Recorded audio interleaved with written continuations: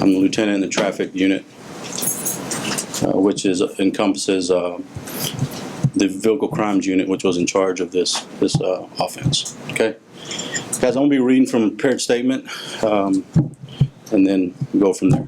So let me know when you guys are ready. Good. Ready. All right.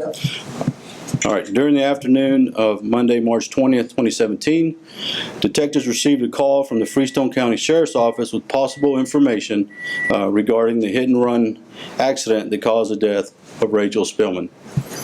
Detectives traveled to Corsicana, Texas, and interviewed individuals with knowledge that led detectives to believe that the arrestee, John Adrian Esparza, Latin male 38, was involved in this collision. Detectives using law enforcement databases were able to locate an address for the arrestee in Madill, Oklahoma. A request for assistance from the Marshall County Sheriff's Office in Madill, Oklahoma was then made.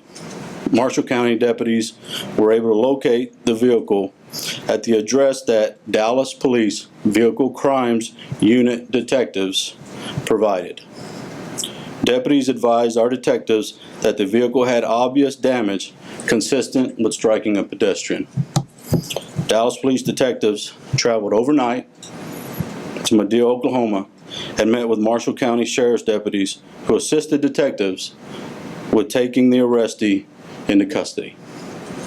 Arrestee Esparza was then transported to the Marshall County Jail, where he was interviewed by the Dallas Police Vehicle Crimes detectives. Arrestee Esparza gave a full confession to detectives regarding his role in this offense. Arrestee Esparza is charged with accident involving death, a felony of the second degree. He is currently being held in the Marshall County Jail in Madill, Oklahoma. He will be extradited back to Dallas County by the Dallas County Sheriff's Office at a later date. I'd like to take this time to obviously express our condolences for the Spillman family. While we know this is a very hard and tragic time for their family, we hope that the effort of all the law enforcement agencies involved will bring them some type of closure, even though it is a very difficult and tragic situation. I'd like to obviously thank the Good Samaritans who gave the information to the Freestone County Sheriff's Office, who led us to the arrestee. It's just great old-fashioned detective work, along with the public's help as always. And we really appreciate the public and the media and everyone who assisted us in making this arrest. I'd like to take a minute to talk about the work of the vehicle crimes detectives. I express my gratitude and my pride in the work that those detectives did over the weekend. They have a very difficult caseload, and they did a great job, and I feel like they made our department shine this weekend.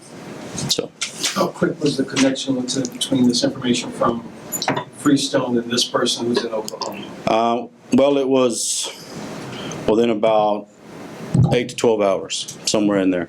So detectives have been working around the clock. Is Esparza, what's his connection? Was he from Freestone County? I don't have that information.